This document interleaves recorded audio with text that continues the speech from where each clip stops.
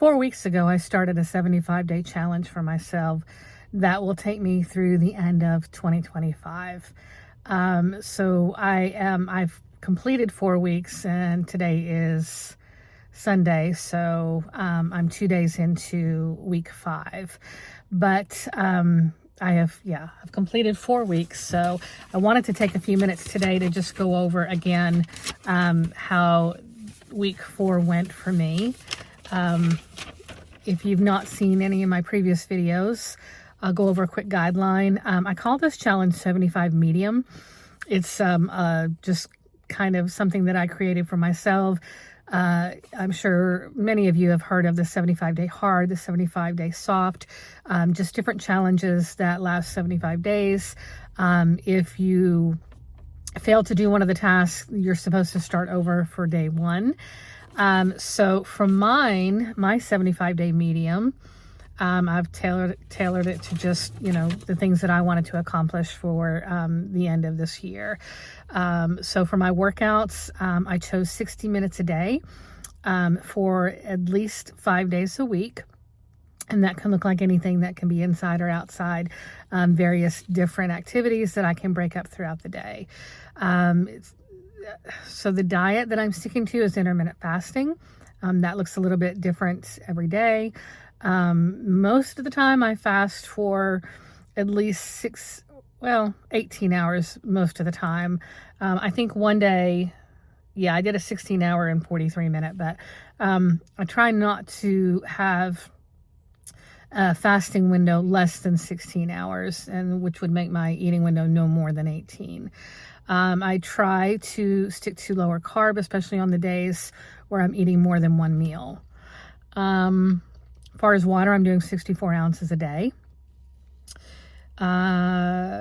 Reading 10 pages. So we're supposed to, or for the 75-day hard, you're supposed to read 10 pages of nonfiction. And I kept that for my challenge as well. So I've been reading Your Brain is a Filthy Liar. Talks about brain mapping and rewiring and all of that stuff. The original challenge also had a progress photo every day. So I kept that too. That's not super important to me, but I kept that. So for the workouts, for last week, I just did 5 workouts for last week. 5 workouts. The last 2 days, I got some activity in. My husband had surgery on the last day of this past week. And so there was a lot of, walking through the hospital, up and down the stairs, but I didn't count it. It wasn't intentional. It wasn't 60 minutes, but it was throughout the day. I did get some activity. And the day before that, I was also active. I just did not do an intentional 60 minutes of activity. So I got my 5 days in there. As far as my diet, I stuck to my intermittent fasting. I've been doing that since July 1st.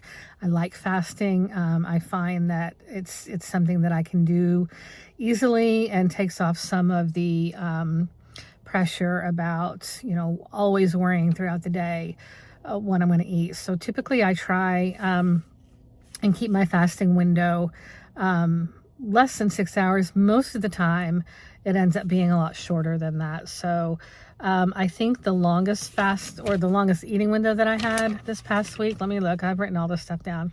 5.5 hours was my longest eating window for last week. And looks like 1 hour was my shortest window. So many days I do OMAD, which is just 1 meal a day. Sometimes that one meal may stretch out over a couple of hours. And that's fine. I may have what you might consider an appetizer and then my actual meal. And then, if it's something that I've made, I might have dessert. So I'm trying not to eat a lot of sweets, but if it's something that I make myself at home, I'm allowing myself to have that. So I did do a little bit. I had a day this week that was, I was home all day. It was a busy day.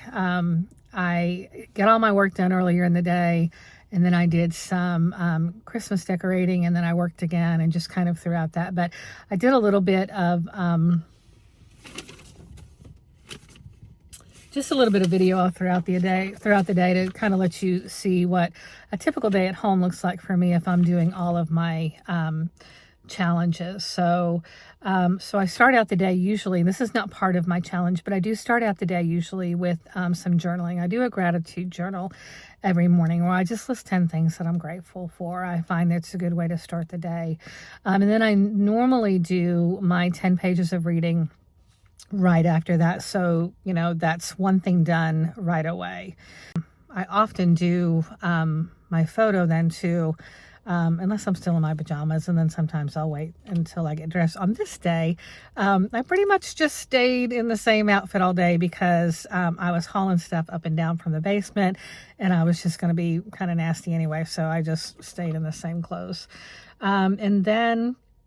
So then after those first things were done, I like to hold my coffee off for an hour or two after I wake up in the morning, just to let, you know, my blood sugars and all of that kind of go back down. They're a little bit higher in the morning, so I try to not put anything in my system for at least an hour or two after I wake up. So I started with my morning coffee.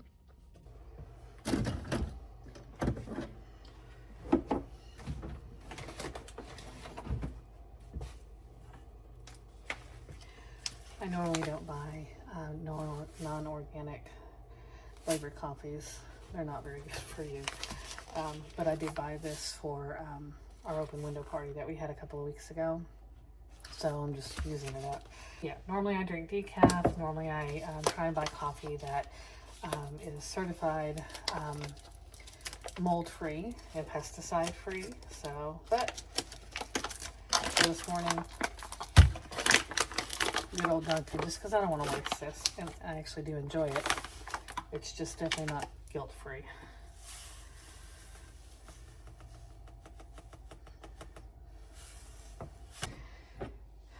In my coffee, I always put a dropper full of vitamin D3 and K2.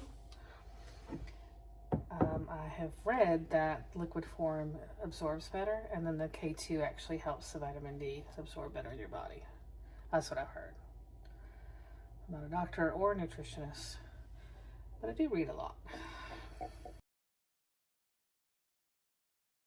If you want to clean fast, you're just going to drink plain black coffee. You're not going to add anything to it. But I'm not fasting all day. I'll probably eat sometime late lunch or early dinner. So I'm not super worried about that right now.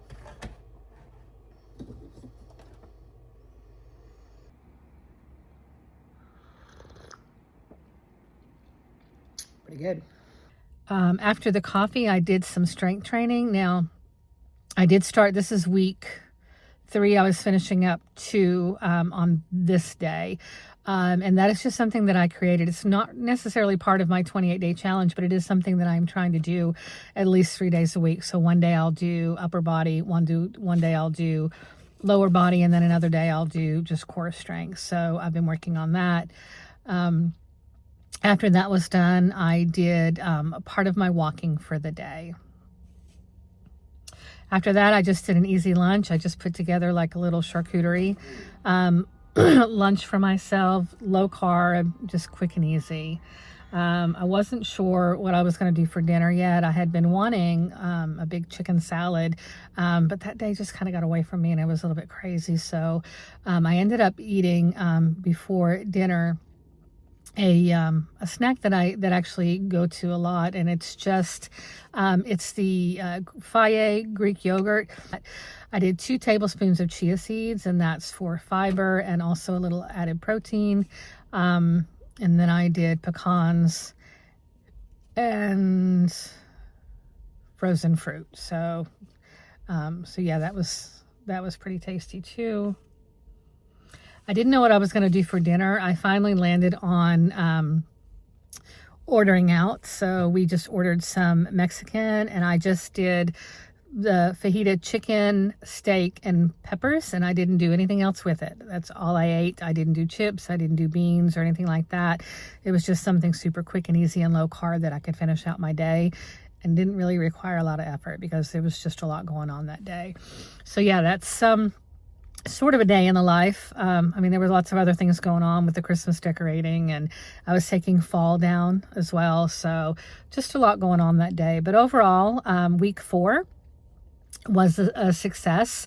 Even in spite of everything, this is something that, I've learned to do around things such as, working, my husband's medical appointments and surgery.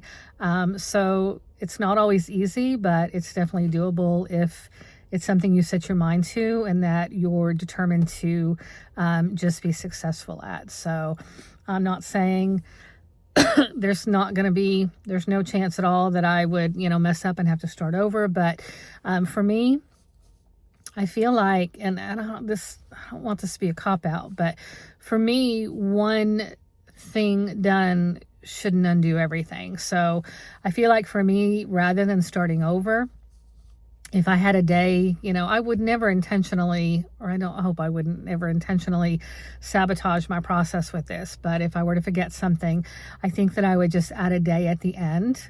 And so, if that happened repeatedly, I would just kind of keep doing this until I had 75 days. But I just feel like if I'm 65 days into this and I have something where I've just, oh shoot, I forgot to, or I didn't, whatever it might be, I don't think that should derail all of the 60 days prior to that I've done really well. So I don't know that I agree with starting completely over when I've been intentionally doing what I need to do. And there's just something maybe that happened or some occurrence in my life. So, I'm kind of thinking about that a little bit too, but it's kind of a really harsh way to live if you're thinking, well, one tiny little mistake is going to undo everything that I just did and start over.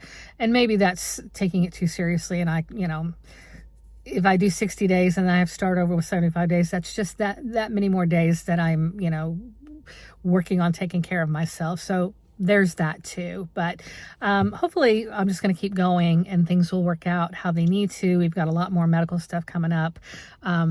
At the end of the year, we're actually going to be in the hospital for a while, but that also brings some downtime too. So, but overall, I'm pleased with how the last 4 weeks have gone.